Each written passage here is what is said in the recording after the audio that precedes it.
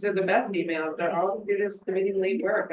I just gonna have to do anything with them. That's great. We're on training day. What do you have to do? Okay,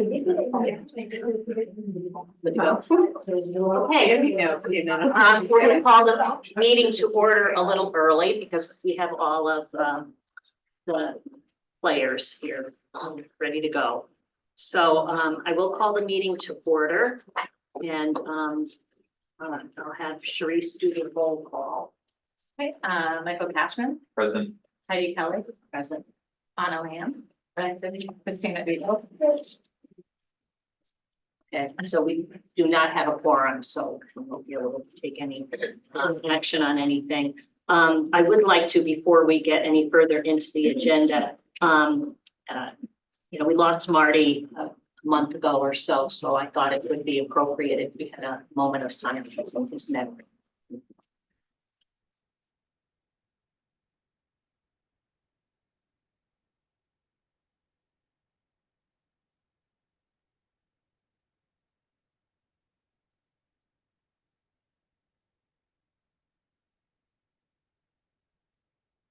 Thank you. And just a reminder, his services are this coming Friday, I think 3:30 to 5:30, and then Saturday morning, followed by an actual service and reception later on. So just to add to that, the empty chair is symbolic. I just want to take a moment to acknowledge that the many contributions that Marty made to SUNY Plattsburgh over the past 64 years. Marty was a member of the class of 64. He was the first student association president and served as a member of the University Council since 2008. As you all know, Marty was born in Plattsburgh, was a lifelong Cardinal. Members of the council knew Marty for many years and are aware of his extensive community and charitable service. And I had the pleasure of first meeting Marty in the summer of 2019 during the presidential search process. And to say he was enthusiastic at that time would be an understatement. I really got to know Marty and enjoy his company. He struck me as someone who was deeply passionate about this college. He understood the important role it played in the North Country. And again, he was a strong Cardinal to the end. And I know that Marty will be missed. And I would like to remind again, as Heidi's mentioned, that the council, remind council that there will be a memorial service for him at the Brown Funeral Home and Chapel this Saturday at 10:30 a.m. Thank you, Tony. We can't approve the agenda in the minutes because we don't have a quorum. So Dr. Amietti made public comments. Is there any other public comment? All right, and then we will turn it over to the director of the Queensbury campus, Emma Bart-Shearer. Thank you. For her presentation. Sure. Yeah.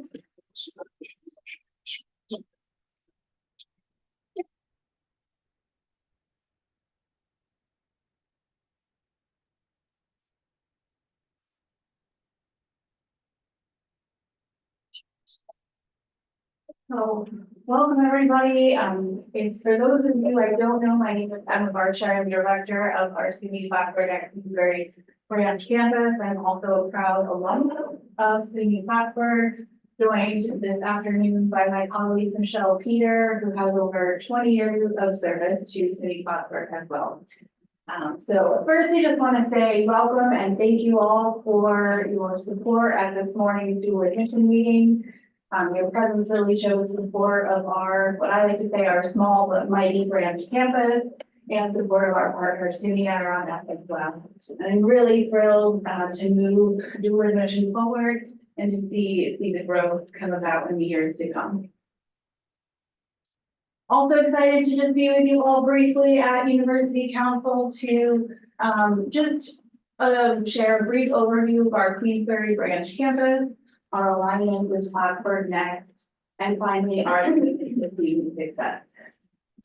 So in terms of our faculty and staff here, we have Michelle, myself, and Michelle DeMarco on staff. We also have 6 faculty members who range psychology, criminal justice, and our graduate education programs. And our newest staff members, Mohammed and Emily, they work solely for our main campus, but we are happy to house them here at the branch campus.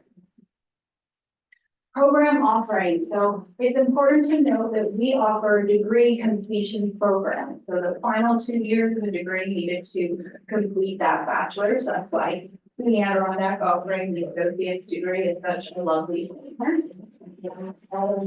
Longest standing programs are criminal justice and psychology. They've been with us since practically the start. We added computer security just last fall, and we'll be adding human development and family relations this coming fall. Also very pleased to share that we are a College of St. Rose teach out program for BF and MS in social work. So very excited to offer the students that continuity of care and academic continuity in the fall term. In terms of other program offerings, we offer fully online master's programs in education and education leadership as well. Some fast facts about the Queensbury campus: we are proud to be one SUNY Plattsburgh with 2 campuses. And you may be surprised to learn that we've had a presence here in Queensbury for over 50 years. We started out offering education courses at Queensbury High School. And we are the only 4-year university with an in-person presence in Warren County. And I really do feel that that is one of our greatest strengths and something that we can lean on in the future, that it really provides SUNY Plattsburgh with that extension to be able to reach the lower Adirondack region and the Capital District as well. In terms of our student demographic, we have about 86% identify as white, another 4% identifying as Asian and Hispanic, 8% identifying as Black. And then in terms of other demographics, our students, they're traditional age typically, but non-traditional in the sense that they are working primarily full-time hours. Some may say part-time, but most are full-time hours, which you'll hear about, which you heard about earlier today, right? And then 15% identify as first generation and 82% do receive aid. Historical overview, you'll see a brief timeline there of sort of key historical points of our Queensbury campus. 2007, 2008 was when we became a branch campus. That's important in the SUNY world because that does allow us to confer degrees. So we do offer commencement, commencement ceremony with SUNY Adirondack every spring. In terms of our program, sort of how we're counting SUNY Plattsburgh and Queensbury has changed a little bit. We've deactivated a number of programs, but I like to focus on our new programs and what's to come. So I'm very excited for the new programs and dual admission that we have in the works. So Plattsburgh Next, we meet annually to update and work on our strategic action plan. We tie that in with our monthly department meetings, So grow and stabilize enrollment. The big piece of that today is, of course, dual admission. Strengthen student success. We have some grants I'll fill you in on in just a minute. Prioritize equity and inclusion. Our faculty embed class volunteer projects right into the classroom. A lot of community and field work as well. And then last, engage with North Country. That's where we pivot a little bit and say, well, our focus is really on engaging our local region. So our Warren, Washington, Saratoga counties. Our faculty has been absolutely wonderful at offering an annual Plattsburgh lecture series with the Adirondack Continuing Education Office. So those are typically non-credit bearing workshops, and they've ranged everything from psychological trauma and Star Wars characters to mindfulness and building resilience in children for parents. So a really wide range of topics that have been well received. Recruitment. So Michelle and I attend about 100 or more events every year related to recruitment. We wear many hats. So SUNY Adirondack, we attend all of their accepted student days. We send an annual letter to any of their students in our pipeline. So this spring, that'll go to over 800 students. We're also wanting to broaden our reach not just in the Adirondack, they're a wonderful partner, but Hudson Valley Community College is an hour away. So we've done 2 site visits this year to renew our relationships with HVCC. You can see that ad, it's an ad we went in our local newspaper last year. We'll do something like that again this spring with the help of Heather's team. Student success, and I really liked what you said, President Andy, earlier today, and it's what I often say too, is that this is, the student support, student success is the reason why I'm here and why we're doing what we're doing. So, so we were very fortunate. We wrote and received 2 of 3 grants that we submitted to Warren County. The first supplies every student of ours with a Chromebook, either to permanently keep or loan out for their 2-year duration with us. We've awarded quite a few to date, and that'll continue on for the next 2 years. And then our textbook on reserve grant offers textbooks to students for any required course that they're taking in the major, and that's available right here in SUNY Adirondack's library. Cardinal Careers Alumni Panel.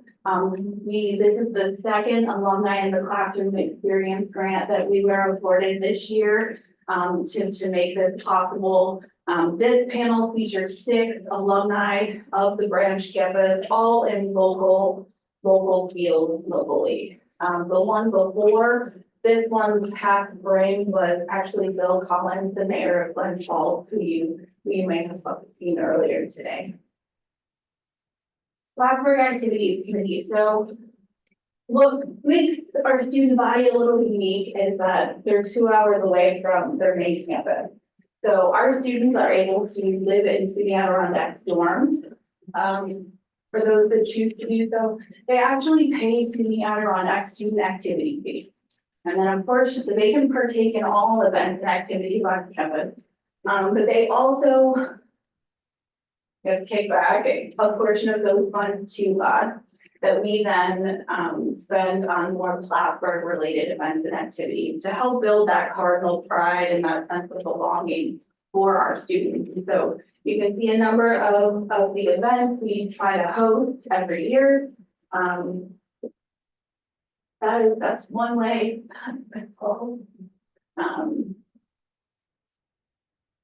So our students also have access to a lot of times dual resources, so dual libraries. So online access to Feinberg, in-person access to SUNY Adirondack Library. And then, sorry. Oh, okay. And then we continue to rely on and have great partnerships with our main campus offices. So I might meet with a student and talk to them about possible careers, but then connect with them with our career development center for a Zoom workshop or one-on-one appointments. So we really do rely on the main campus as well for those students and those their services and relationships. But I think it's better to show you rather than tell you. Lord knows I've done enough talking. So it's my honor to introduce Jessica Compton-Pappas. She was our birdie this morning. Thank you. Right. So I was Herbie. It was great. It was awesome. What an honor. So I am Jessica Compton-Pappas. I am currently majoring in psychology here at the branch campus. I graduated from ACC. I live in Saratoga Springs, so I've grown up here. This is just, my backyard basically. So after going to ACC, I knew I wanted to keep going and further my education. I took a little break after I got my associates, worked, had children, got married. And then I stayed home with my daughter until she was about 4, until she started school. And then I was like, I think it's my turn to go back to school now. So I was looking into programs. I was wondering where I was going to go. I knew I wanted to pursue psychology. So I remembered this building was being built and all of that when I graduated 10 years ago. And so I looked back into it and I was like, it's a no-brainer. It makes so much sense. So I applied, got accepted, and yeah, now I graduate in December of this year with my BA or BS, and one of my favorite things about this campus is the small classes. It's very intimate, it's very, it's helpful to be able to talk to everyone that's involved, professors, Emma and Michelle, they're great. And just getting to know the people that you're in your class with, really makes it nice. So, and I don't, instead of being in a classroom with like 200 people, it is really nice to be able to have your voice feel heard. And if you have any questions, so it's easy. So, I do enjoy my time here a lot. So, a few of my favorite things to do are golf, and hang out with my kids, and I also work full time at a restaurant, so I enjoy going out to restaurants as well as serving them full time. Yeah. It's great. Yeah, thank you.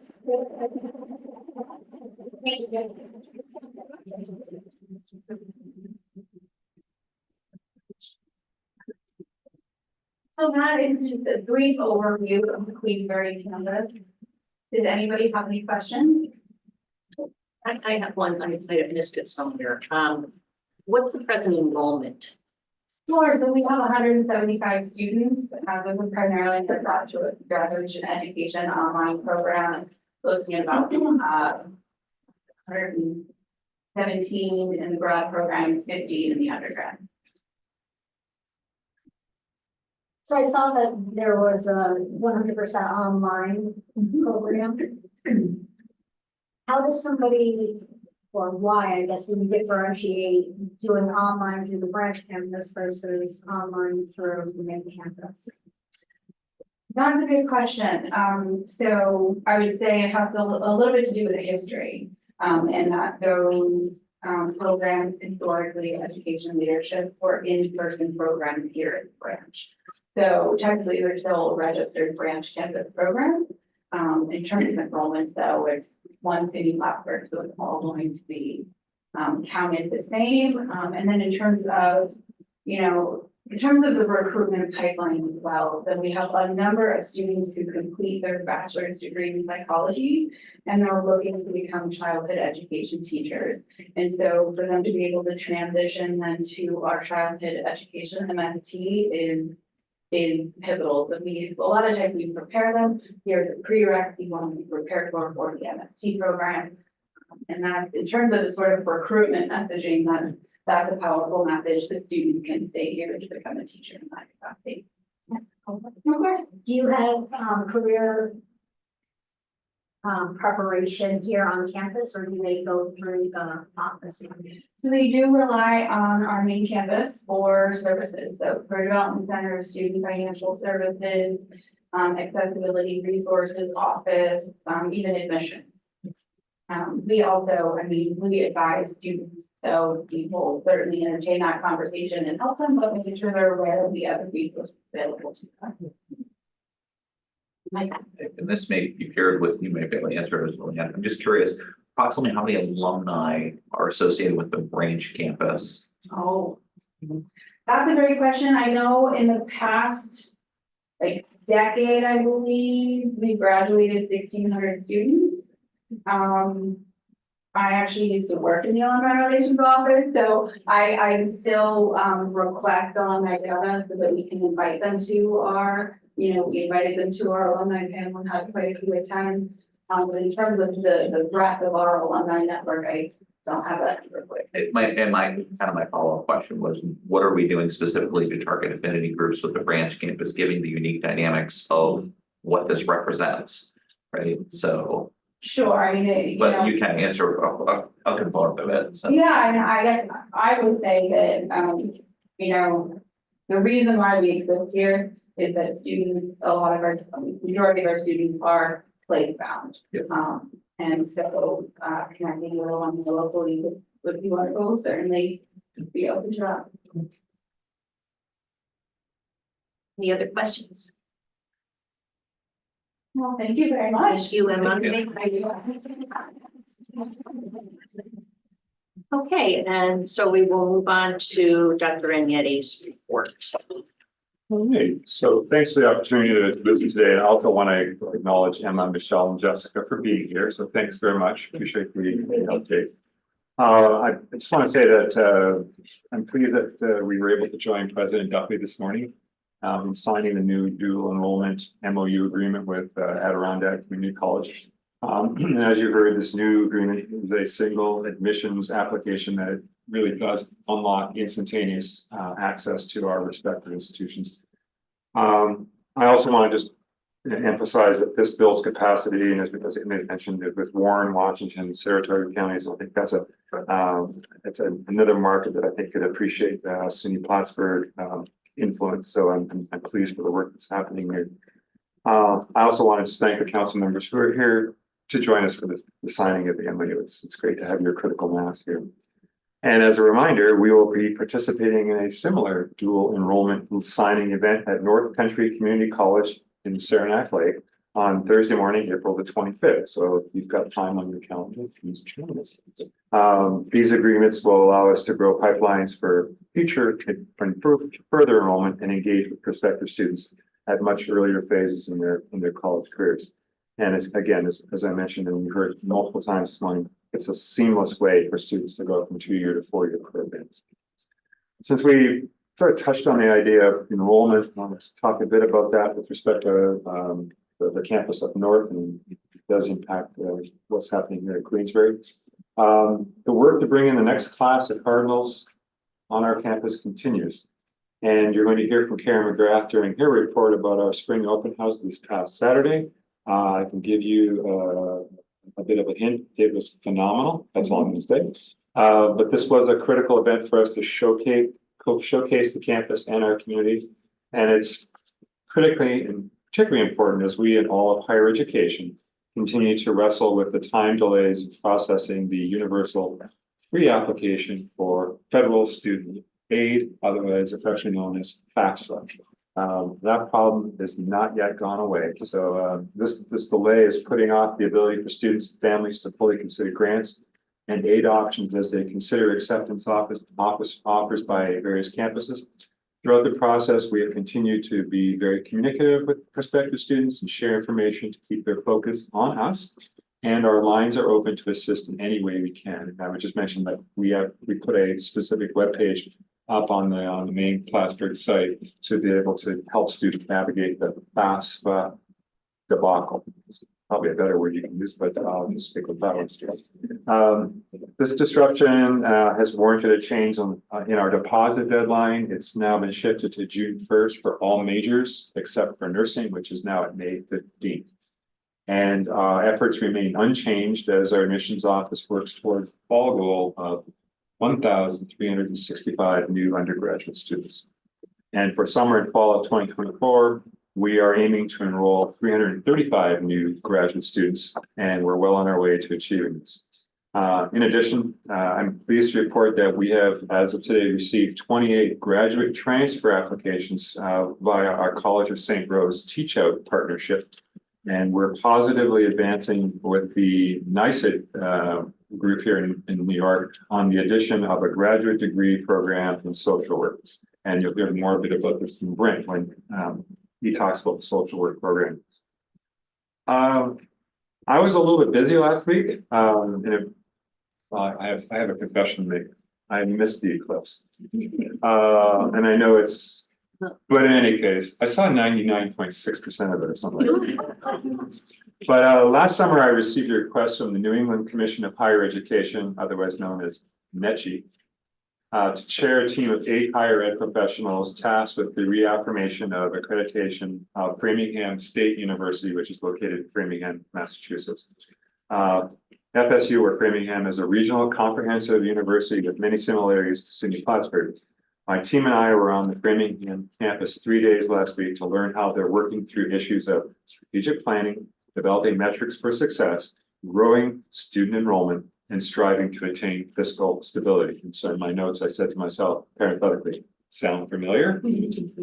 During conversations with their board of trustees, their faculty, staff, and administrative leadership, it's evident that Framingham not only fosters shared governance, but it routinely reflects upon their processes, seeks opportunities for improvement, and implements changes when they're warranted. What we observed was there was a pervasive sense of collegiality such that even when concerns about process were expressed, suggested pathways and solutions were always included. Put differently, from our team's perspective, they're working collectively in a solution-driven way to support student success as their number one priority. And I just wanted to say that this experience will inform my work here on campus, particularly as we meet our mid-cycle review expectations for our accrediting body that governs campus, the Middle States Commission on Higher Education. And so stay tuned for more of that to come. On the front of donor relations and advancement, in addition to the Framingham visit last week during spring break, I visited with alumni and friends of the university, and I was delighted to spend time with 30 Southern California Cardinals.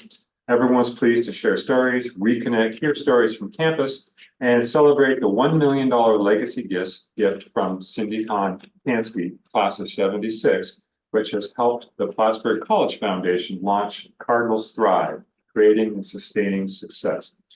Cindy spoke passionately about Cardinals Thrive and the need for alumni to support student well-being so they can succeed in their education and succeed in life.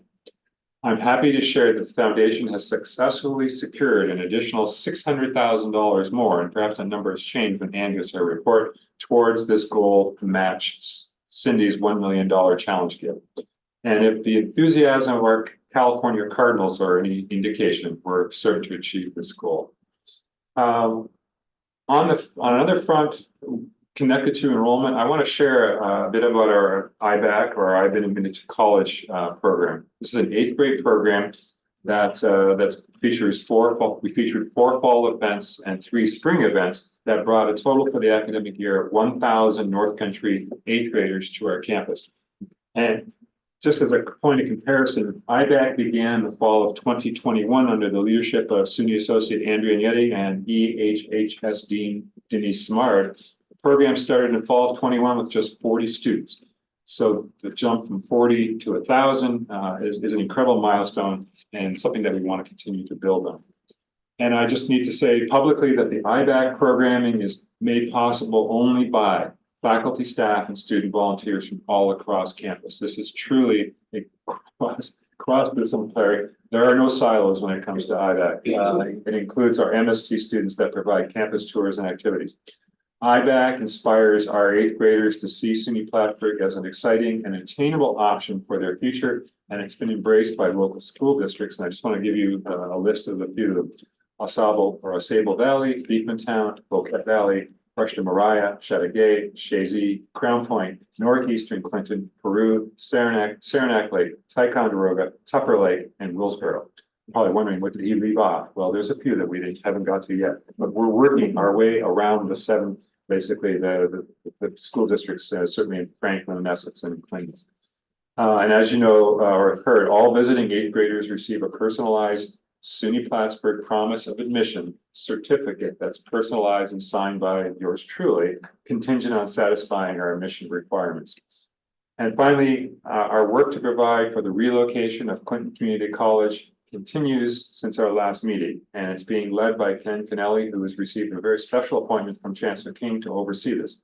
Much progress has been made since January, and for more details on that, I want to pass the baton to Ken, who can update the council on this work. When Ken concludes his report, we can take any questions you may have. And that's it for now. Ken, it's up to you. I feel so special. So when we met last time, I think it was day 2 of the appointment, so it's been a couple months since then. So I'll just update you on what's happened since then and take any questions you have from that. We put together a joint coordinating committee, which is kind of the core operational aspect of this, and includes Brent, Karen, Bridget, several other areas, which are really focused on physical plan, IT, enrollment, student services, those kind of things. So we can have common conversations. There's a website that's part of the Clinton community college site, but it links back from ours, but there's weekly updates that are put on there.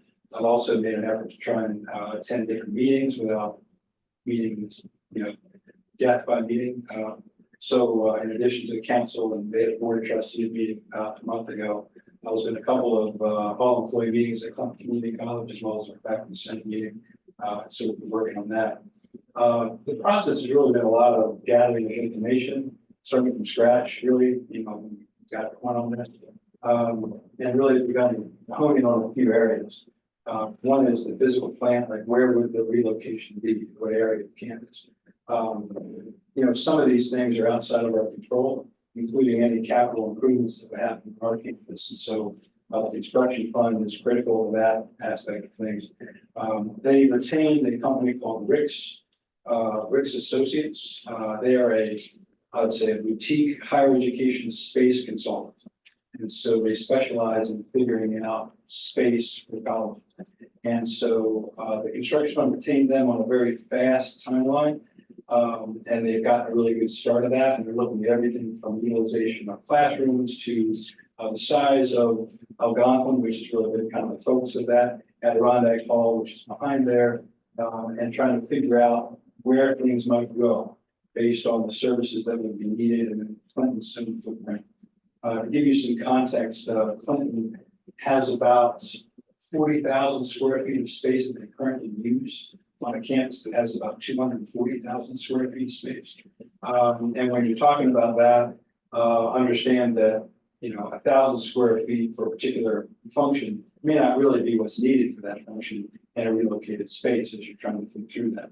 So that's been probably one of the larger aspects of things that we've worked on. That consultant is giving a report back to us as the Joint Coordinating Committee this week, a preliminary report. We're going to come back with the goal of having by the end of the month sort of an idea of where things might go, a bubble diagram, so it's not schematically drawing out like an architect would, but more or less saying where things may go. SUNY Construction Fund has kind of the architecture aspect kind of ready to go in coordination with that. Every email I send back to these Rick's folks is a copy of the 3 people at the construction funds. They're on top of everything that's going on with those pieces. The other thing where we've made some progress, I think, is in the IT side of things. TJ Myers on our side and Jesse on their side have been terrifically helpful figuring that stuff out. We would think things might be simpler than they actually are in practice. We use a banner system for our student information, content. They use a different system. System is trying to get all campuses to use banner, but banner does not equal banner. And so we have a highly customized banner system because over the years we've added lots of things we've done on programming so that it's in some ways not recognizable as banner. And there's a lot of costs that will be involved with Clinton moving to that. And the example that I use a lot of times is FAFSA, because I don't want to bring something over and then have it break and not be able to get it done. So there's a cost element to this and a practical element to this, but the decision was made to keep Clinton in their own student information system separate from ours. And so once we determined that with consultation from the SUNY folks, we decided essentially on what I'll term a bolt-on of information. So for various shared services that Plattsburgh would provide, there will be an access to Clinton information, not within our own database of information, but it could be seen as that. And we'll have to figure some stuff out in terms of how that all works. But TJ and Jesse have done testing back and forth, a lot of work on that. And so that's moving at a pretty good clip. Student services, we have identified some. We've gone through some aspects of what Clinton may need. With not the common system of the student information, you can't mingle a lot of things. So, for example, you might look at something from the outside and say, why can't we just do registration with the state? Why can't we just do financial aid? And there's some problems with that when you're mingling that stuff. And the other side, frankly, is you break it, you own it. And so if we put them all in our system and they can't really service, then we're left with dealing with a lot of things. And so I'm trying to be fiduciary to both sides on this, given my position. But the do no harm aspect is kind of one of the high things. And Brent and I have reviewed many times through this process. The mentality is not that Plattsburgh can't do things differently. We're gonna have some change in things that we're doing, but what we can't have is harm to Plattsburgh. And that's consistent with SUNY through the whole process. And I'll say that I've had very good success in working with, the chancellor's office on this. They've been very responsive to things. And they're also working on the rendering of sorts of what that Algonquin space may be, because I think we had the Clinton folks over, for lunch. And walked around all the space, and it was the first time that many of them had been to that space over there. And I think there was some degree of, shock, in a sense. I mean, if you're standing over on the bluff, you're looking at Lake Champlain, and that's your prism to kind of see life, and then you come over to, Ruger Street, and there's Algonquin, and then there's a little grass, but not a lot, that's between some areas. It's a difference. But there's a lot that can be done in a space like that, and windows can be added and things, and so, and I think both from the standpoint of their recruitment of the next class, as well as their own, mental health, I think the more people can see, what it might look like, the more people can maybe buy into a future. Because, and I think I might have mentioned this last time we met, but, there are several risk factors that exist for Clinton outside of us, and we're doing the best we can to assist them. And as I mentioned, some folks, 6 months or a year on the other end of this would do wonders. But I was invented in February, so that's when this started. So we're doing with the time frame that we have. But I think that, they have to keep their employee base intact. They have to keep their student base intact. They have to clear the middle stage hurdles, which they have some. And so while we're all doing an effort to sort of keep a North Country institution alive, and we'll give it the best we can, there's those things that have to happen. And so part of the idea of a rendering and stuff, I think is something that would be important to show folks there. I could go into more things and more aspects. There are many. I'll just note one thing, and that is, one of the folks that we have involved in this is Bridget, who has a counterpart at Clinton named Jared, and they are, our faculty representatives on the joint committee. And we have a couple of meetings coming up, the 23rd and 29th of April that are, I'll say, community conversations by Zoom, to start the process where folks can just talk about what this might look like, what concerns they might have, in a way to try to be open in the communication and also in the process of things and take information. There's been a couple of specialty committees that have been formed, kind of look more deeply at certain things. There'll be more of those as we get forward. But again, the initial work has really been a lot of the high level triage of the bigger things and sort of make decisions on this. With that, I'll end my time and I'll take any questions. I think this is actually your time, so I'll yield back before you leave. We appreciate the time back from the gentleman from Plattsburgh. Does anybody have questions for Ken? I'm just looking for clarity more from a community space, and I don't think I'm confident you folks didn't put it out. Clinton Community College has an ad that's been out lately, on basically SUNY Plattsburgh's Campus 2025. I just think it would be immensely helpful. I think you folks are doing some good work. I've looked at that website, good communication, I think permeating into the larger local community about what is going on, because Joan J. Citizen, doesn't usually go to those types of locations. Because, and I also think the render will be helpful as well. So maybe getting into some community news press Republican standard update from that perspective would be helpful. Because when that first ad has run some of those. Yeah.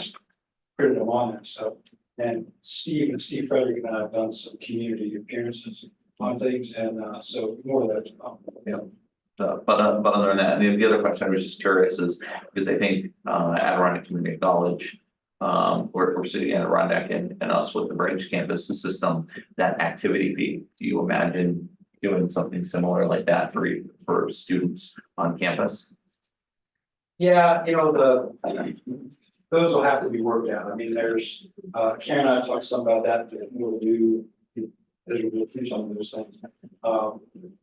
There probably need to be some fees for things that exist anyway, some technology fees so that don't currently exist with Clinton, that we have to do differently, and then some optional fees. Now the bolt-on will provide for some of that. Will have to be some go back stuff, and I think that the framework for that is going to have to be Clinton's gonna have to collect those fees, from the students, and we're gonna build up, pay back, whatever the number is for that, but, yeah, there's a lot of things that, like, I think at the end of the day, they're gonna have to use classrooms from us, to teach classes, and IT has looked at maybe some dedicated classrooms that, you're not talking about lab space, that's a whole other conversation, but.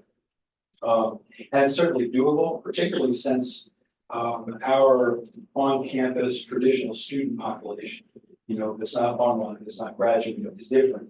But we're gonna have to figure out how to build them back, and in a real practical sense, there's lots of formulas we can put in the middle there and other stuff, but they have to save money, and we have to make our costs back. And how we figure that out is gonna end up. I guess the reason I was asking about the student activity fee is that, in the community, we hear, oh, this is such a new thing. It's not. SUNY Plattsburgh has great models that it can leverage with this different type of relationship with Clinton Community College. And I think that's just reassuring. You know what I mean? So kudos to you and the university for using systems that are in place is all. Yeah. So there's a lot of work going into how to redesign and everything, and if it all goes smoothly, this happens. Has there been some kind of survey done with the existing student population and Clinton to know if they actually are not going to want to do this, or if they're thinking of, just going to Plattsburgh directly or going to a different school? Because you put all this work into it, will build it, will be tough. Yeah, well, so I think, we think about this sometimes, and I felt it this way. We recruit students to come to Plattsburgh. And if you're recruiting faculty, recruiting staff, you can talk about Montreal, Burlington, the Adirondacks, a lot of those things are real popular. Not as much with students who are looking for a place to go. It doesn't mean they don't care about those things, but they're really looking at the application of where they're going. For the Clinton campus and the Plattsburgh campus, the short answer to your question is, I don't think a survey has been a formal survey of all the students. But the feedback I've gotten from some students, but also from people who talk to students, is they're really excited about coming to Plattsburgh because in a way that's different than the fact that the staff that aren't really excited about Plattsburgh campus. Because when you go to Clinton and you walk around there, there's no food service to speak of. They don't have sandwiches and stuff like that usually. No bookstore, no. You go to the admissions office, it's the one place on that campus where you feel like a life and there's orange and blue stuff and things like that. But otherwise, it's kind of an older, place, beautiful location. So I think that speaks to that kind of difference between, 18-year-olds or others in the community who want a place to go where there's lots of things happening, there's other opportunities to do things because, we haven't gotten too deep with some of these things like housing and stuff, but theoretically, housing would be available. Demand for that probably less so, given the demographics of the students. Meal plans, probably pretty popular. And certainly when it comes to us, with things like CAS and the funding it provides back in the college, university, those kind of things are critical, particularly as we have funds that are based on those kinds of streams of money that as you reduce enrollment, that hit on. So the more we can make back of that. And I also mentioned, we were talking earlier today, but in terms of students, when we have students who leave Plattsburgh for academic reasons, they go home typically, and home isn't often, far or close to Plattsburgh. If they have an opportunity to stay at a community college, as they're adjusting and working on things, they wouldn't have to leave, Plattsburgh. They can stay in the room. And so we provide maybe a pathway for those students and retention to kind of come back. So there's an opportunity there. All theoretical at some level now, but Okay, just one last question. The athletic program, so it seems to be like really one of the tougher things from a space utilization. How is that being approached out of curiosity? it's really just basketball. I mean, pretty much the other programs that they have don't really have those issues now. We haven't dug really deep into that. Mike and Kevin, who's the athletic director at Clinton, kind of looked at this and I would say the headline was, we could probably figure something out. Okay. But locker rooms and those kind of issues. This also then goes back to what's the use of the existing stuff gonna be, right? Because the county's gonna have, right? So you got the, and I know having fun, they want to keep on basketball there. And so it may not be the call, but it's certainly, and this also gets back to that kind of sense of place, you know, and we're not gonna take Memorial Hall and make it orange, you know? And so they got some other kind of place they can go, maybe that would be good too, but at the end of the day, it goes back to the thing I was saying before, I mean, no harm, but we're willing to change things. Thanks. Thank you, Ken. Okay, so we'll move into divisional reports. Everybody got the reports ahead of time. Hopefully you've had a chance to look them over and formulate some questions if you have them, but I'll turn it over to my academic affairs. Thank you. One topic that rather than the preface that has been on your agenda probably for 3 meetings in a row is the New York State of Education approval of the MSW at Plattsburgh. I'll get to that here in a second, but just to start my presentation, I want to say it's all under control. It just takes a long time. Thinking about the future, and I guess I come to this meeting with an assumption that you do have meetings in the summer. Is that correct?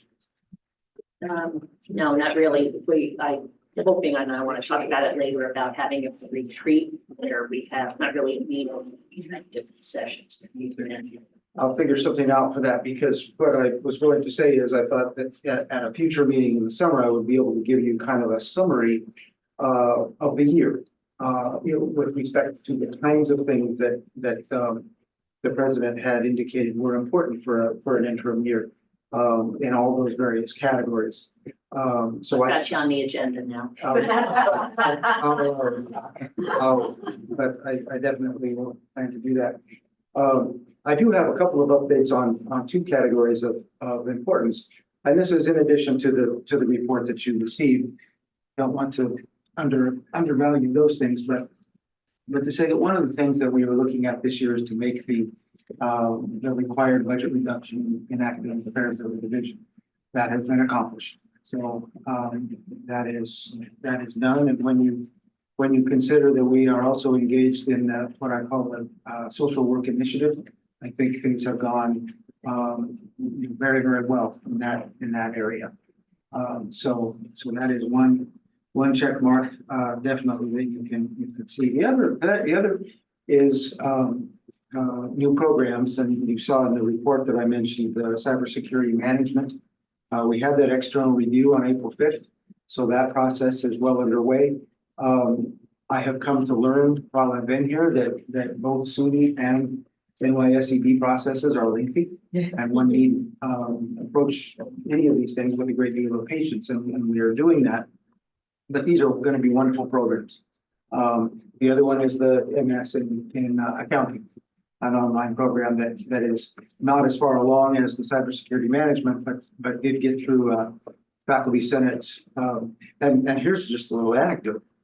In all my years in higher education, I don't think I ever remember, I look over at Bridget, a unanimous vote on a curriculum item. And this thing was unanimous. Discussion. It was It was incredible. So that's wonderful. And that might give you a sense of what I'm going to say in the summer about shared governance at SUNY Plattsburgh. I think my experience has been very positive. But you noticed in the report, even when you think about what you hear in the news about FAFSA, we in academic affairs are very involved with that. IT is a huge part of it. So, all the usual work, quotidian and semester oriented, ongoing, and I won't say anything else about that report other than this. And indeed, the president wasn't on campus for the eclipse. The eclipse went off beautifully. The planning that people had done really came through. I am not I will confess, I'm not, how do I describe this? Events are not necessarily something that I cotton to. And the minute I walked out the door of the science building into that pond area, I felt the difference. I mean, the vibe was really, really good. So that I think is something that we can be proud of at the university as well. So let's see, then I'll just, talk a little bit then about, the MSW, and I'm going to give you kind of an abbreviated version, because it's just very complicated. You'll recall that at the last meeting, I described that we were following, SUNY guidance in looking for multi-institutional approval or registration of the MSW, Queensbury and Plattsburgh. As it turns out, in a lengthy discussion with the Department of Education, to reach our goals, that is not necessary. And as a matter of fact, what has to happen without a master plan amendment, which will require a lot of time that we don't, remember, we want to start the MSW this fall of 24, rather than 25. The MSW will be registered in Plattsburgh. In order to be able to do what we want to do in Queensbury, we had to do, there's one last thing. That is to say, in order to offer some face-to-face in Queensbury, we also have to have people who are predominantly online have an activity on the Plattsburgh campus. One, what we have done for one of the graduate courses in the MSW is require Black Solidarity Day in a syllabus. So those people will be coming up to Plattsburgh for that, and that will be the last little element in this whole process. We expect anytime, I know I've been saying that for months, the letter, but I want to express appreciation too to Joanne, Joanne Gleason Craig, who has multiple years with and connections in NYSED. So some of that back and forth has been very, very productive. But again, we will start in the fall, 24, not 25. It will be registered at the Plattsburgh campus. And Queensbury is an extension site. Thus, by doing what I just described, we will be able to offer things there too. We have hired, I believe, up to at this point, 4 social work faculty. So that is going well. As a matter of fact, recruitment overall in academic affairs has gone well this year. So again, that little summary there was brief and lost, but just know that we will not have to do a master plan amendment, and we will have the MSW assistance. We don't have that piece of paper just yet. What else can I say before asking for questions? I'll apologize here too. I think I am going to depart after these reports today. But any questions or? Any questions? Are we still adding the multi-campus designation to the MSW? No. Okay, The MSW will be registered in Platinum. But the participation of Queensbury is facilitated through this. okay. Thank you. As a matter of fact, at one point, somebody from NYSED seemed to be asking the question about did we have an extension in Queensbury, which made me shake my head a little bit, but we got that straight away. Maybe that will just a question, just in planning, we have a little bit of time, but will we provide transportation for those students? Oh, yeah, when the time comes, Okay. yes, Just to make that a barrier that's not there. definitely. For the MS online accounting, how about the foreign students? Do they have to come to Plattsburgh to be enrolled in the program, or they can take the course in their country? in their country. Do you know about that, Karen? I I think don't, there's the difference of, there's the Queensberry program, which is really the teach out. no, she's talking about accounting. Oh, accounting, I'm sorry. I thought- So it's just the online accounting, but in Right. terms of residency for students, you would know more than, Yeah, no, I mean, we have not put a residency requirement on any of our online Okay. classes. Okay, so they can take it. Yeah. A foreigner can take it. Similar as well for like our data analytics. We have international students in our data analytics Yeah. on the So online they was version. required to come here even for their last semester. Correct, Okay. because it's actually, How do you know that that is the student? Is it not doing Well, the work? right, That's always. We don't know That's- that in basics. yeah. Actually, though, for international students, it's usually a requirement that they are here, Yeah. even if they're taking online classes, but I'm not sure if now. And online, they can take it in their home country for accounting, is that what you're? Well, so the Masters of Accounting hasn't been approved yet, so then we'll go through. They have to figure it out. Then we have to go through all of the things with our INS and CVIS to ensure that programs are in compliance. Right. So we still have quite a long ways to go on that, but we have international students right now in all of our online programs. Many of whom were here and are remaining at SUNY Plattsburgh. Yeah, usually they have to be present in the on campus.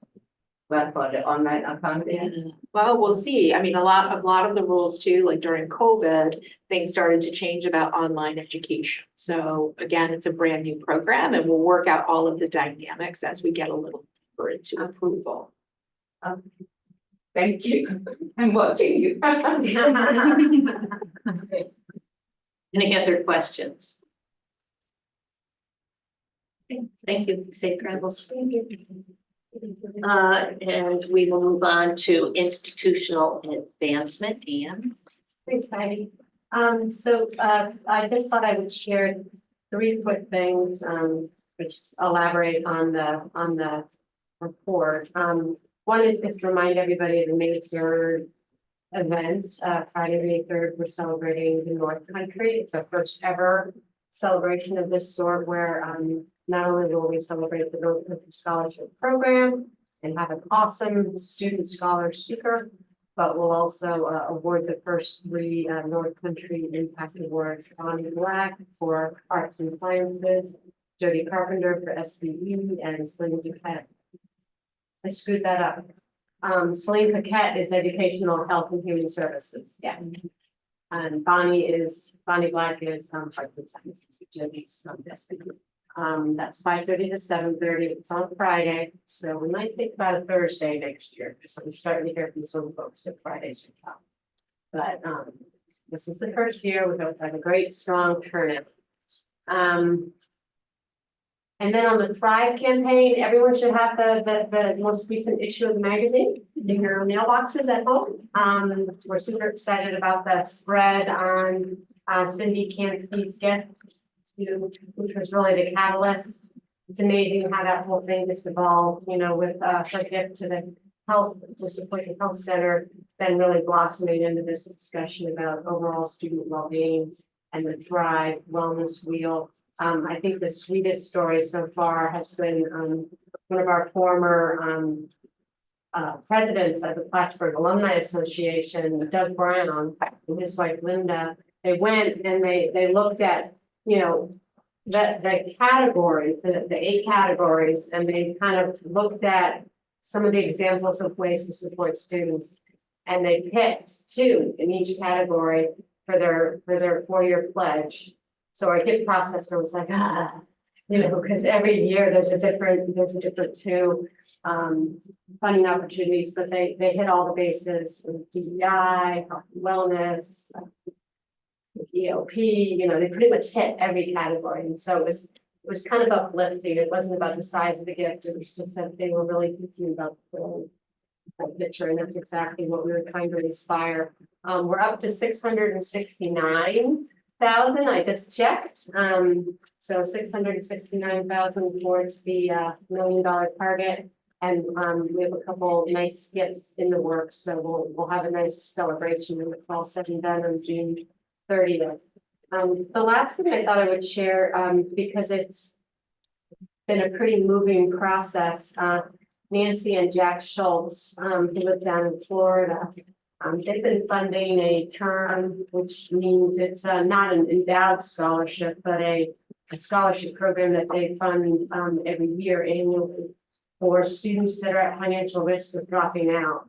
And what's been kind of it's an amazing story, just from the perspective of Nancy told me about investing in NVIDIA stock back when it was $7 a share. It's now worth $700,000 a share.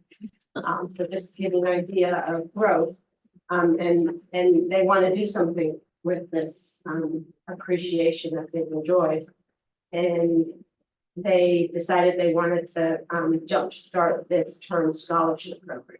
So initially, it was spreading it out over a number of years. And then as we continued to talk about it, they decided they wanted the full 50,000 that they were gifting to be expended immediately. The students who are going to drop out if they didn't get help. And we worked with Todd Moravec in Student Financial Services, and identified the students that were had the biggest bill. And so it really, in my mind, it kind of feels like an angel award or a lifeline award. If you can think about a student who is not able to register for classes because their balance is getting that phone call and being told your bill just got paid. And the Gina Bond has been in touch with the student to invite them to send a thank you letter to the benefactors, and some of the letters have been just incredible. That's so moving. One of the students actually said that you know, the idea that someone that I didn't even know would help me out in this way has restored my faith in humanity. And when I read that, we shared it with everyone in the office just because it was it really, we were talking all day about how we're all here to help students succeed.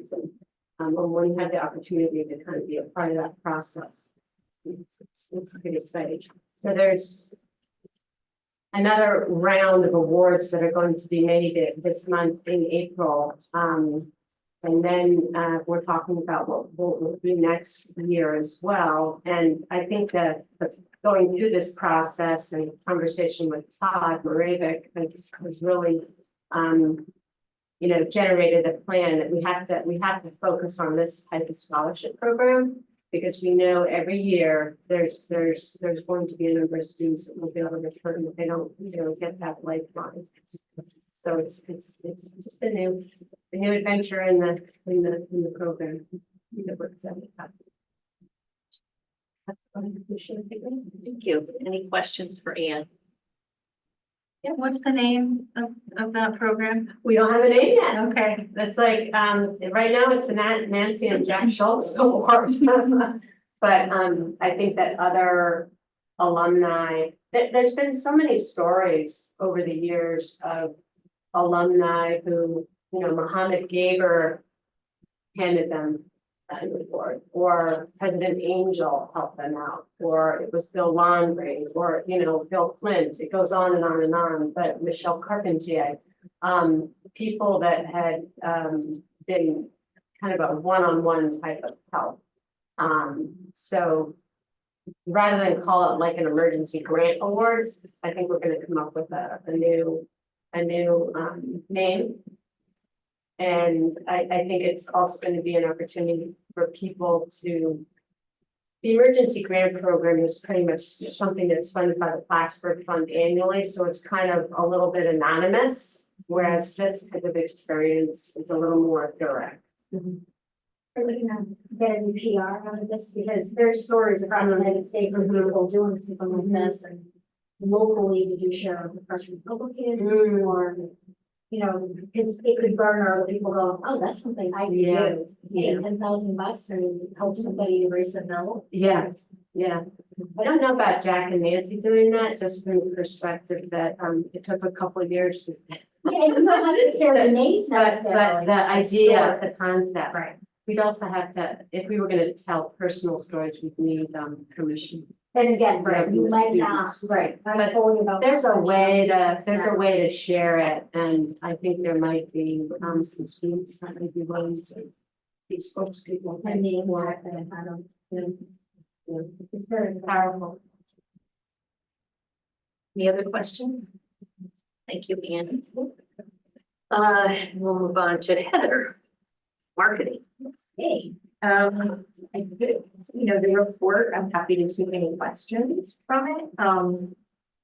This team has gone through such an evolution, and I'm really proud of them. And I think this quarter, what I can say for the focus is just really engaging with campus more, getting out, working with departments, working with faculty, working with students, coming out of the marketing suite and just really being on campus and really understanding the pulse of the campus more. And they've been doing a great job with that. I think one of the really exciting things for us has been the website personalization project is now running. The difficulty there is that you can't see it if you haven't been navigating and like, if you come to the website and say you start to fill out an application, the next time you come back, that website personalization will say, hey, you left off here the last time. Did you want to fill out the financial aid form? Let's get you over to that.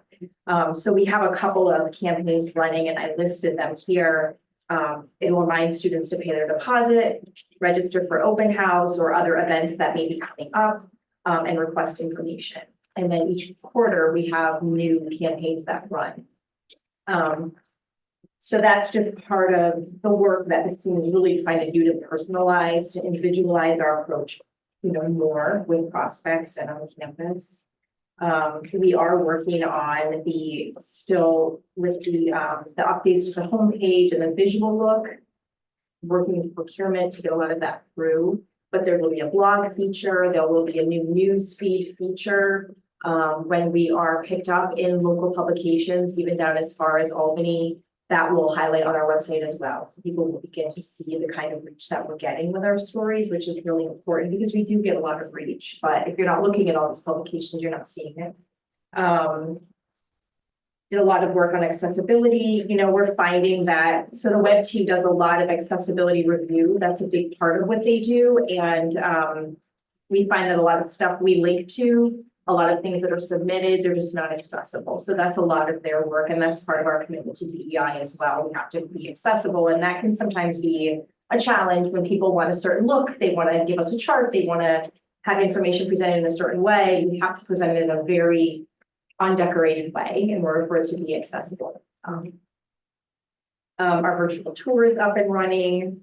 We've been doing presentations to faculty, chairs, deans on website and recruitment strategies, and that's been going really well. Again, just trying to understand what it is that they want and trying to match that language that we're all talking about the same thing, but sometimes it's the difference between marketing and advertising, and there's a big chasm there for people in terms of what they think marketing is. It's not. I think, those are the main, our social media is doing really well. I don't really know what more to say other than what's here, and I don't want to just do it, but if anybody has any questions, I'm happy to answer. I would have tossed out somebody that for consideration. SUNY did a really neat campaign a number of years ago where it was beyond any one campus. So it was more, but I think you could tailor it to SUNY Plattsburgh. It was encouraging people to basically post as their Facebook profile, like a banner ring that said, like Power of SUNY or something like that. I forget exactly what it was, but I know a lot of alumni may not be able to come back for homecoming or family weekend or various things. But I wonder if there's a way to engage strategically around times of admittance, recruitment, to remind people that they're Plattsburgh alum in a virtual sense, where it kind of rings globally through Facebook, some of that Plattsburgh pride, just tying it together. Yeah. And so, like I said, SUNY used a model, so I think there's something strategically that you could tap into rather than recreating it. They did, I think 5 or 6 years ago around Power of SUNY. Okay. you made me think of something too. We've been working more with SUNY, so every month we get an editorial guide from the SUNY communications folks. And that has been helping to guide our approach to, we know what's important to them for the month. So we've been focusing, of course, FAFSA is an obvious one, but each month they'll have a priority. And so we know where they're going. And that has driven up our analytics, our reach, because SUNY's promoting it if we do what they're, what they're interested in. So that has helped, but yeah. I think it's amazing the progress that you've made with all of this, I mean, it doesn't seem like that long ago that we were talking about all the improvements that needed to be made and like, boom.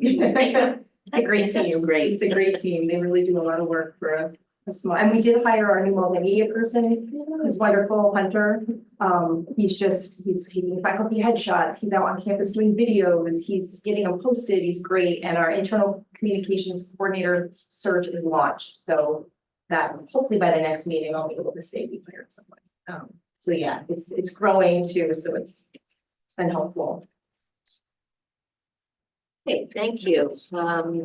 See who's next on the list. Allison, Okay, you're up. good afternoon, everyone.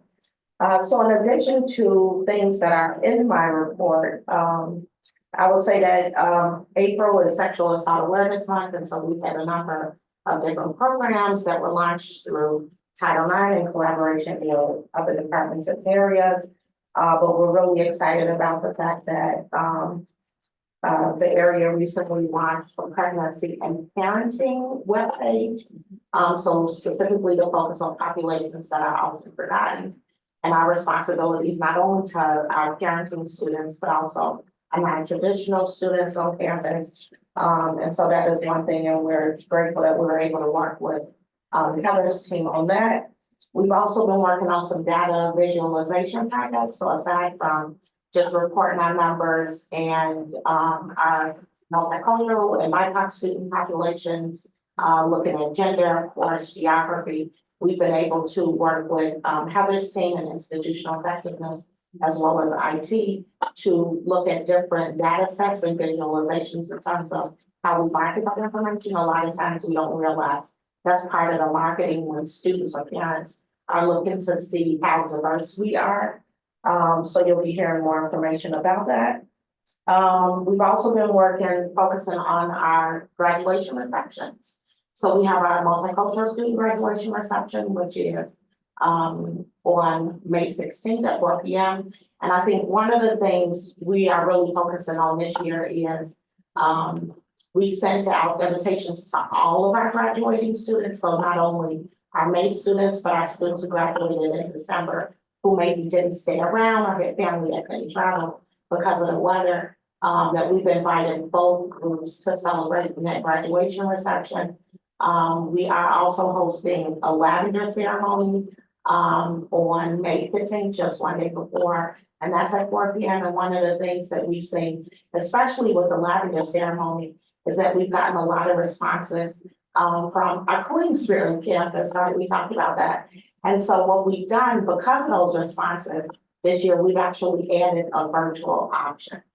We also saw a number of students from this campus who have said that it's very cost prohibitive for them to come up for especially with some of our online students who are not specifically in the area. It's really cost prohibitive for them to come up on the Thursday and then get 2 days of hotel and then to come back on a Saturday or stay until Saturday. And so what we've agreed to do is for some of our families, especially in this area or online, that cannot travel up for those receptions, either the online virtual option, but we're also packaging cords and stones for people to receive them. And so Emma, Michelle, and I have been in touch about what that would look like. We've also made a commitment to next year having a more formal presence in terms of a reception for students. So I think right now our communication has been, what do we need to also receive our Queensboro students in the same way that we do our Plattsburgh students? And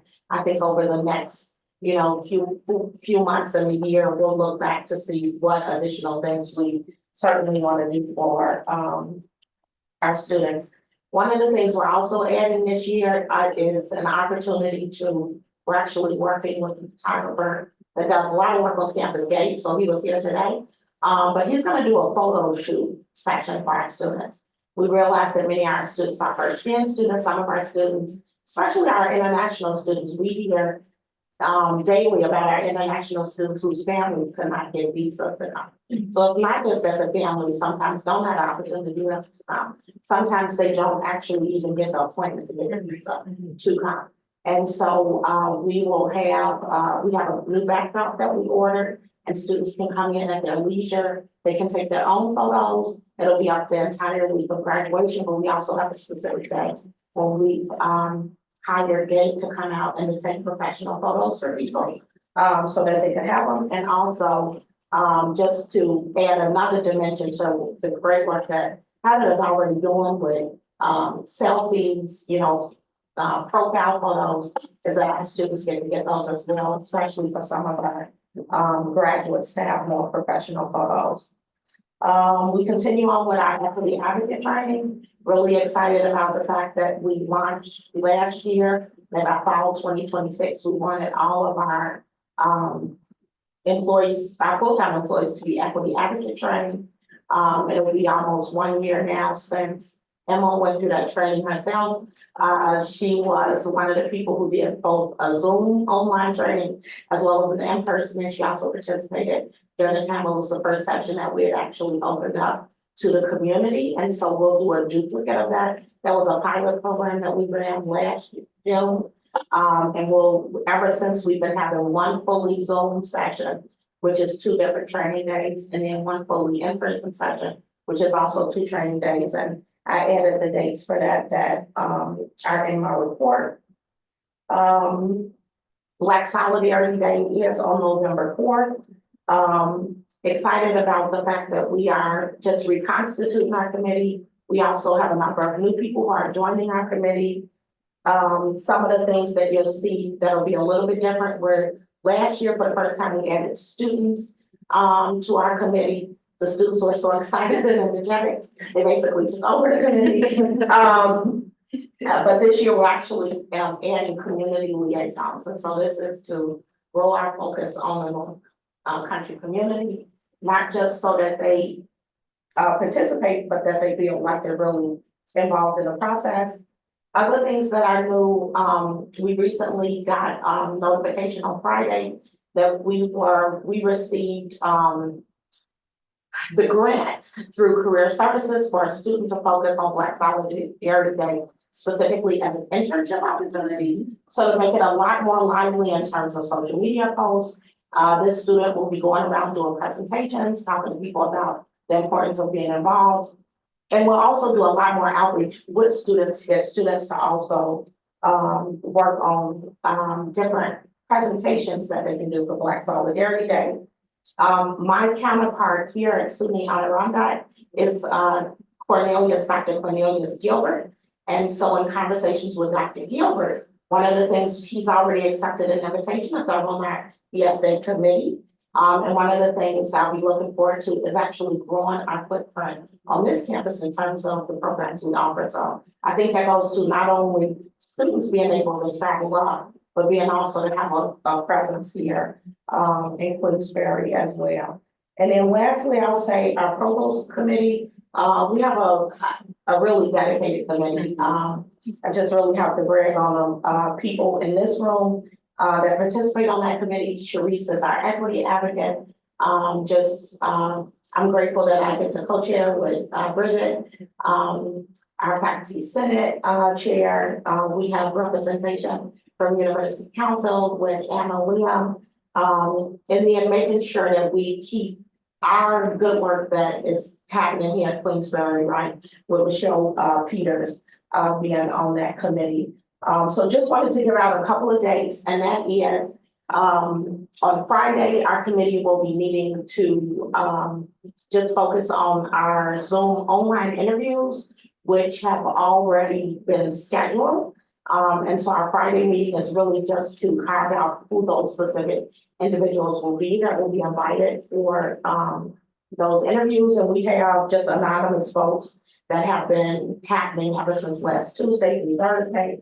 And then our dates, which will be posted in the digest, we can also share with Ken. The candidates, we're looking forward to them being on campus are May 8th, 9th, and 10th, which is a Wednesday, Thursday, and Friday.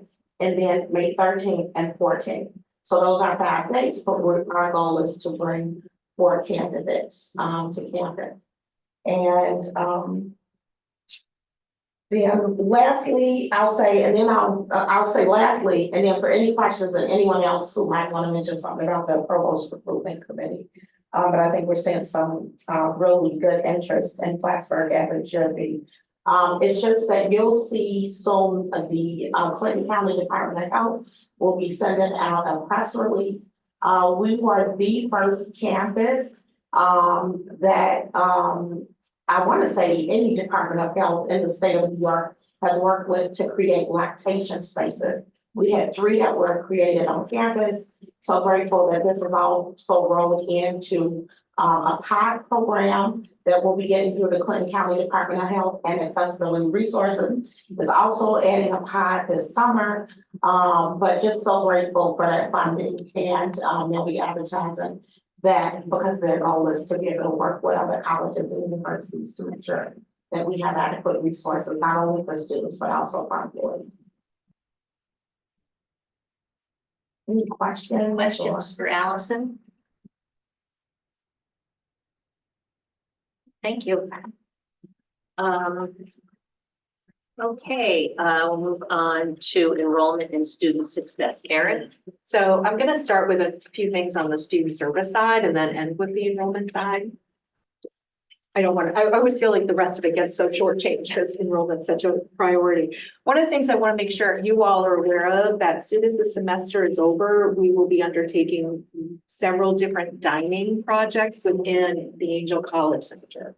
So over the course of from May until fall, we will be doing some major renovations. We'll be having in August our new Hillel Shack, which will be in the former space where Subway was. That's one of our most popular stations for students. We will be renovating the market, the Cardinal Market, for even more choices and options, and adding a Starbucks coffee. Proudly serve Starbucks there. And then the Sundowner will be offline from the end of May until the beginning of spring semester. So the Sundowner is also getting a new name. Several of our students, primarily our Black Onyx, Black Student Union, came forward and said this is no longer an appropriate name. And so we've been working with our students and our whole campus community on a renaming of the Sundowner. So that will be announced over the next couple of weeks. But, my concern, of course, is without the Sundowner and whatever the new name is going to be offline, we're really working closely with Chartwells and CAS about how are we going to meet our students' needs. Meal plans are going up, like approximately 5.2% of students will have fewer choices and options. So we're working with them on how are we going to counter that. They need to do a really big PR campaign. The fact that you can just say, oh, well, when it opens, it's going to be a new facility, that's not enough. So we're working on some creative opportunities for students for the fall. Another is, as you saw during your last campus visit, you got the tour of Memorial. And so Memorial has really transformed the lives of so many of our students. We are seeing just an uptick and regular utilization of our new fitness center. We're averaging just under about 500 students a day utilizing that. We weren't sure when it first opened, would we maintain that level of student participation, but we are. We're also seeing a really substantial interest in our students to participate in recreational sports, club sports, and intramurals, to the point where we can't meet demand. So those are all really important things, because the idea of what do we know? Wellness, this is a big part of wellness. How do students manage their stress? How are they building community? Athletics can play a very strong role with that, whether it's competitive or intramural, rec, or club. And then coming up later this month, our student association has their referendum on their fee, which is a really important part about it maintaining itself as a mandatory fee. They are combining it with this year's election. So when they do the election, students will also be voting on the referendum. We will be we've proposed the increase of our student activities fee back to essentially pre-COVID rates. During COVID, we reduced our student activities fee to $80 per semester. It had been $120 prior to. So this year we're suggesting $125 per semester, which is the highest that SUNY allows the fee to be. But given that our students really want to actively engage with clubs, organizations, events, if we don't raise the fee, we can't meet our student needs. So we'll see how the referendum and election go. As the president and others mentioned, FAFSA is really having a major impact on all of our recruitment and retention. The issue with this, of course, we know it's hasn't been a very successful rollout. I think the debacle was quite kind. I would probably use the word disaster. But it's really causing a lot of families to even question if they're going to college. It's not just something we're concerned about, but system-wide. We have regular meetings with our SUNY system colleagues and certainly across the regional comprehensive sector. So one of the things that we're doing besides really amping up with everybody's help on communication is we have created a cross-divisional approach to financial aid appointments. Our financial aid office, similar to the marketing group and other offices, they're small and mighty, but they can't handle having, 500 phone calls a day, plus be available to families. So we put together a triage team of 8 professionals from across different departments to do nights, evening, weekend hours for families, meeting our families where they are.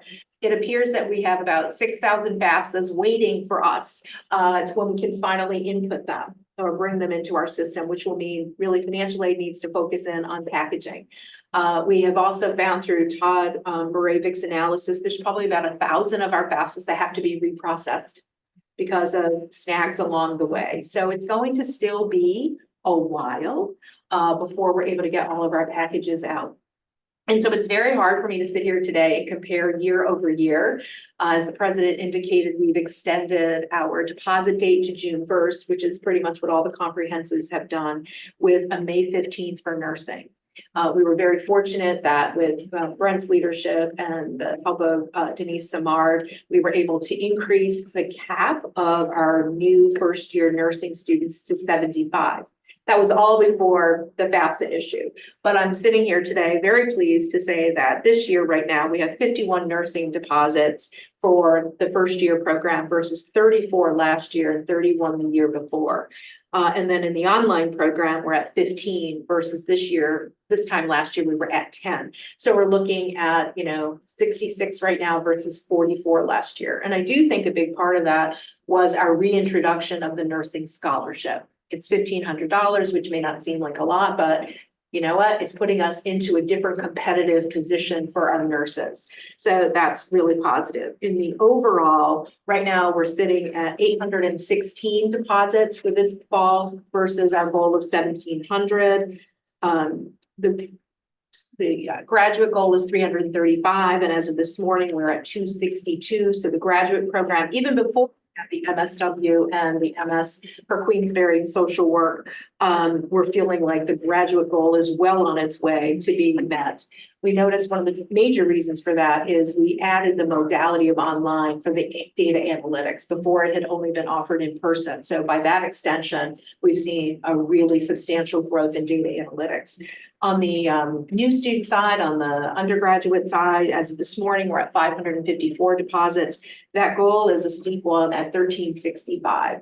But again, up until last week, we were still, flat year over year, which is actually great. We'll see. We have 6 weeks to go until the June 1st timeline, and a lot has happened. But I have to tell you, Saturday's open house, as the president referenced, was really an amazing day.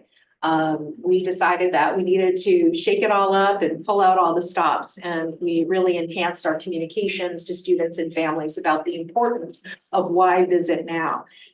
We had 400 families present on Saturday for over 800 guests. And I'm told that was like physically one of the largest open houses. It's certainly the largest one since COVID, and it may be in recent history even before that. So that was really exciting. One of the things that really pleased me about it was that it really was an institutional event. Admissions hosted it, but it took the whole village of everyone pulling together. Every corner of the institution was actively participating in the planning and the execution of the day. And that's really critically important. And I think everybody felt they had a role to play and their time there was valued. You know, we had faculty members reaching out even Saturday afternoon to say, wow, I love the new format. I was so happy that the day ended with me being able to bring my psychology students up to Sibley and show them, you know, showcase all of our special facilities, and they felt they had ample time and opportunities to engage. And we know how important that is to families. So we'll see how it goes, but the next part of that is it's fine to get them to deposit, but we have really amped up what our anti-melt campaigns are, you know, over the summer, because just because you deposit doesn't mean you're coming. And so last year we had a very high melt rate. So we're really now doing everything we can to solidify the commitment from families that they will arrive in the fall. And so we have our new orientation that you heard about in the fall. And we have, again, a very cross-divisional approach to orientation. It will start on Wednesday before classes and go through the weekend. The primary goals of that is still to have a very healthy academic transition. Academic Affairs owns a whole day of that. They're telling me it's going to be very experiential in nature. And we're really working on building that sense of belonging, creating that sense of affinity for SUNY Plattsburgh.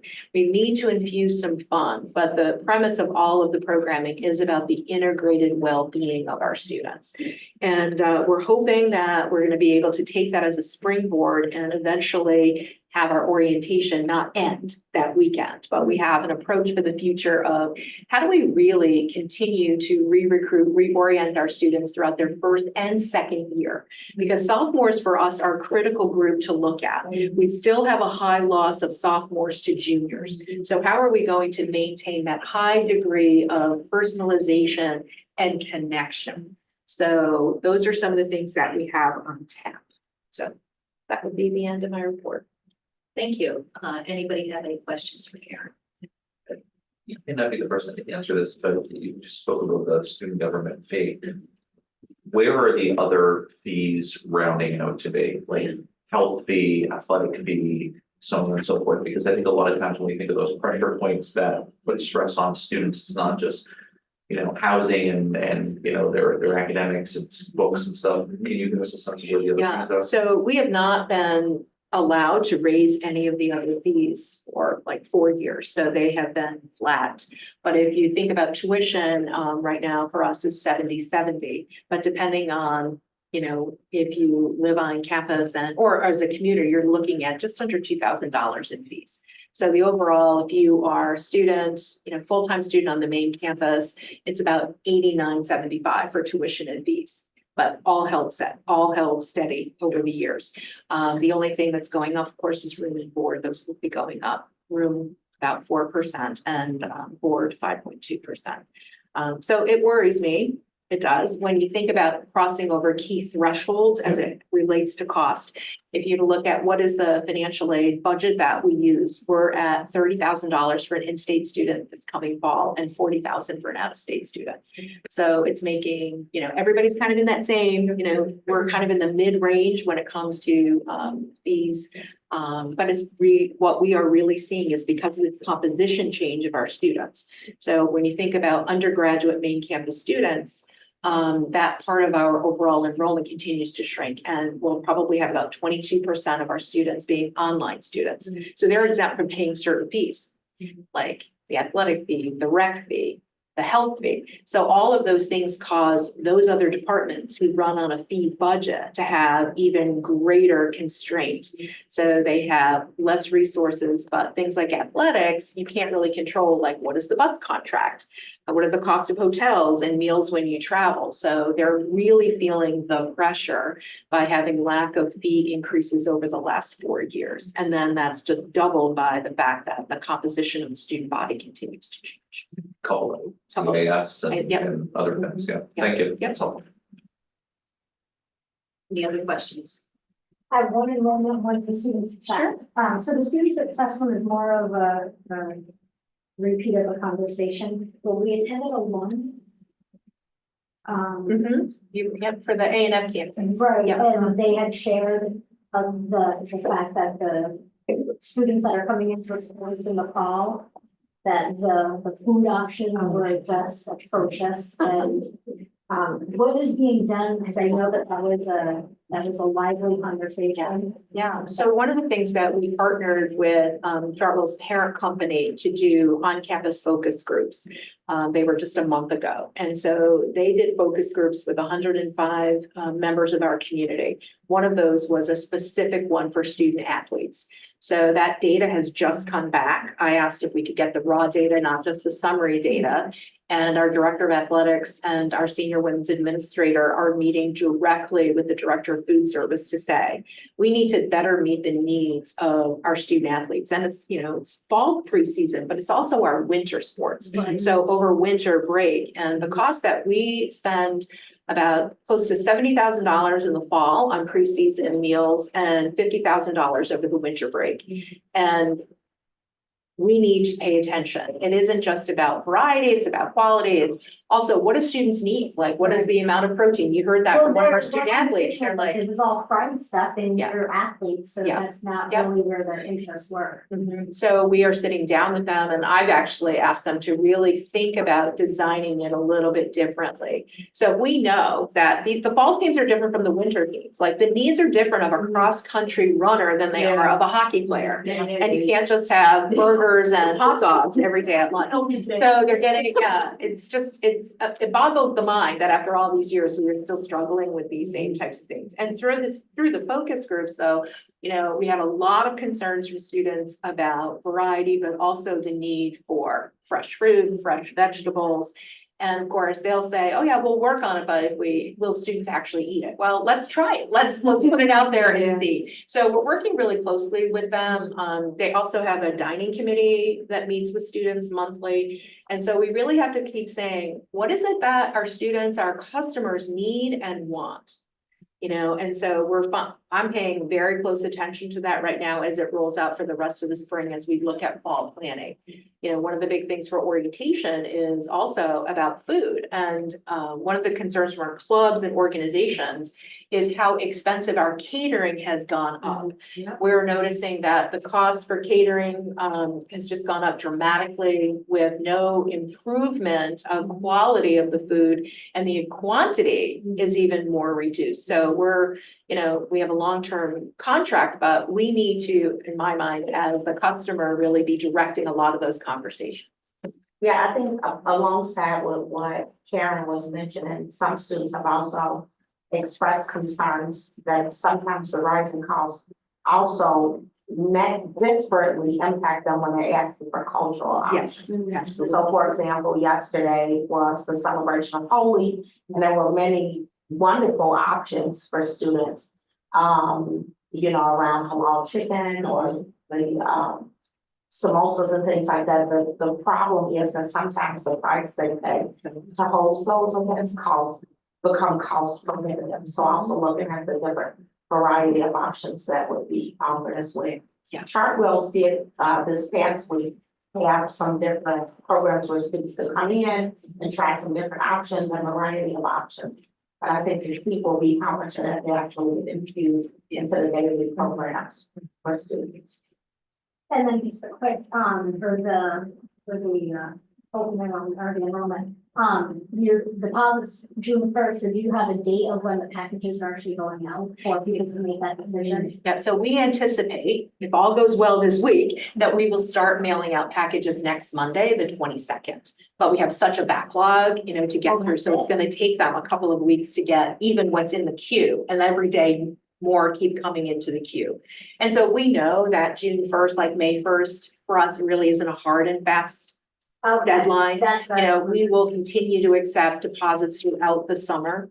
Of course, the later a student deposits, it's harder for us to give them a smoother transition because they have a lot of things they have to do. The housing form, the health form, final high school transcript, Title IX training, the list goes on and on. So we don't want to go too far. But again, we'll continue to accept students, particularly transfer and graduate students up until, mid-July to early August. Any other questions? Thank you, Karen. Do we have Todd? So Todd is off Sandra Rezak is off and Chrissy Stanton's off. Some were on, but now they're all off. So Bridget would be. Okay, just a word on Todd. Todd, we're gonna be transitioning in that department tomorrow. Good night tonight, yes. Yeah. So I just want to go on record thanking Todd for all of this. I think I did that back in November. I thought we were going to have it again, but I'm doing it again. Thank Todd for his reporting and service over the last long time. 2 years. 2 years. Okay, so Sandra Soft, so Bridget. So Brett stole a little bit of my thunder. I was gonna say we passed through the accounting MS, but we also passed 2 policies this semester, micro credentials and certificate policies. And we helped work with, have to give hats off to our academic policies committee and Joanne, Gleason Creed from Academic Affairs for helping with the guidance on those 2 certificates. So we have also been kind of encouraging faculty, hopefully over the summer, really look at what would be positive micro-credentials, encouraging them to reach out to their alumni, to ask them what would be positive certificates or credential programs that could be beneficial for people who are looking for continuing education. So that is one conversation we're trying to help have. Our retention survey data has been analyzed. We are going to start doing presentations tomorrow, actually, is our first one, to faculty, senate, exec. Overall, the data, because we looked at both why people chose to come, why they stay, and what barriers and challenges they have faced or perceived for others for retention. One of the biggest, I think, trends that we saw and most notable is that, people come really excited about the job. They come really excited about the mission. They like the location. They're excited about the students and colleagues. That's also why they stay. Those are the main reasons why they stay. But what happens over time is, how do they feel after being there 9, 10, 11 years, which was our mean age, or year of tenure was 11 years, our median was 9 years for respondents. Overwhelmingly, they feel less positive about the institution after that amount of time serving than when they started. So we know they're coming for good reasons and they're excited, but something is getting lost along the way.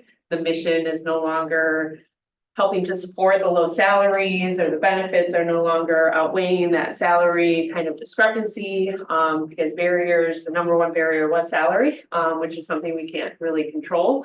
But they came in knowing that we have lower salaries and willing to accept that, understand. So something's happening along the line, whether it's we could do a better job emphasizing benefits, reinvigorating that mission. So we are starting to do that presentation work and develop an action plan, which has been really fun. Some asynchronous work on that and sharing out our data to the key leaders across different divisions. Hoping to have recommendations for key benchmarks of employment. So ways in which we can think about celebrating somebody who's been there. You made it through 4 years, a cohort, yay. You've been here 21 years, you're, legal drinking age, here's a coffee. Just trying to think creatively about how we can, because of course, everybody would say, oh, if I've been here 10 years, I want a raise. But that is not something we can necessarily just guarantee, but what are other ways we can be celebrating those benchmarks? What are other ways we can think about infusing that mission along the way so that people are feeling that satisfaction that they had when they came to Plattsburgh, when they started working at the institution that they're losing. So it's going well. And hopefully the presentations are received well. But we have a strong team that's been working diligently to get that work together. Thank you. Any questions for Bridget? Well, I didn't mention the fact that we have someone from the Queensberry coming on tax TRHC advisory board. So I was just gonna ask you if you could just comment on the presentation for the TRHT in Philadelphia. Yeah, so I part of the TRHT team. I myself, our executive director, David Dupree, and Michelle Benatti went down to the AAC&U Diversity, Equity, and Student Success conference and presented. We had a really great turnout. I think it was somewhere between 40 and 50 attendees to our session. It's about 15 sessions happening all at the same time, so we're really excited. Thinking about ways in which we engage students within that work. So that was the focus this year with the TRHT Center, was to increase student involvement and really do some direct work with different student organizations. We had our first circle down here, which was really exciting, and we have our first virtual circle on this Wednesday from 3:30 to 4:30. I will be facilitating if you want to join on Zoom. Happy to share that email out. It's in the digest. We are also doing circles in the dorms. So we've been going every other week to Whiteface Hall, which to different degrees, I wouldn't say a success, but a buy-in from students. This is our first time kind of running a series of mandatory circles, which is a very different dynamic when you think of running something like a racial healing circle, which is voluntary by nature. But the CD who runs the hall really felt it would be a good opportunity for his CAs to have that ability to be facilitators. So David Dupree and I trained the CAs and they co-facilitate with one of us each Tuesday night. We have one tomorrow night, which I'm excited.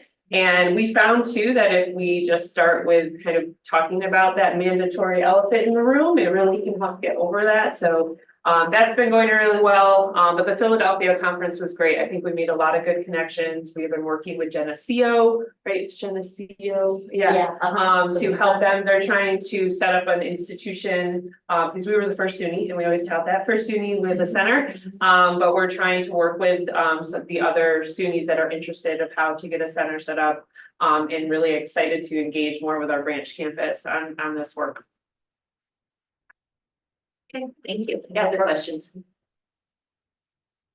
I see that Michael Casey is on. Yeah. Does he have a student association for? Okay. Okay. He's a graduate. Oh, I looked him up. I didn't know who he was, and it said he was vice president of the student association. I guess that was old. Okay, well, thank you, Michael. All right, so then we'll move on to my report, and it's I just want to say, as I was reading through all of the divisional reports and Allison's report, and it's just gratifying to see all of the work that's going on around diversity, equity, and inclusion all over the campus. And it makes me sad to think that there's places where this is, being prohibited, banned around the country, states, different institutions. And so I'm really grateful that we're in a state that promotes this and on a campus that does such a good job at and working on programs like this. So thanks to everybody. So so it makes a difference. Thank you. The only other thing in my report that we mentioned earlier is I wanted to sort of gauge interest in having a summer retreat like we did last summer. I know there's only 4 of us here, but is there a consensus that was positive and we would like to do that again? That's the only person that did it. Yep, this is where I started. Yeah. So what I will do is I will reach out to you and solicit ideas for different sessions, and then I can work with you and we'll set up an agenda and come up with some date options and get the ball rolling on that. Last year we had it was at the end of June, I believe. So we'll start working on that. The other thing is I want to thank our hosts here at the branch campus, and you and Michelle, and everybody.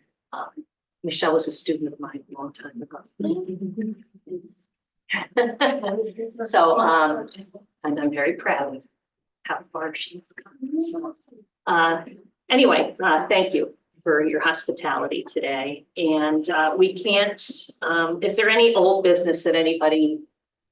Oh, thank you. And we can't really approve dates for next year because we don't. Just consider. Okay. You heard it. You'll pencil you in. Yeah. And so I'll take well, you don't even take a motion to adjourn, I'm calling adjourn. Yeah, there you go. Emma, you want to say anything about? Just that we have Jenna Earl in the hallway. She is an alum of both SUNY Adirondack and SUNY Plattsburgh at Queensbury. She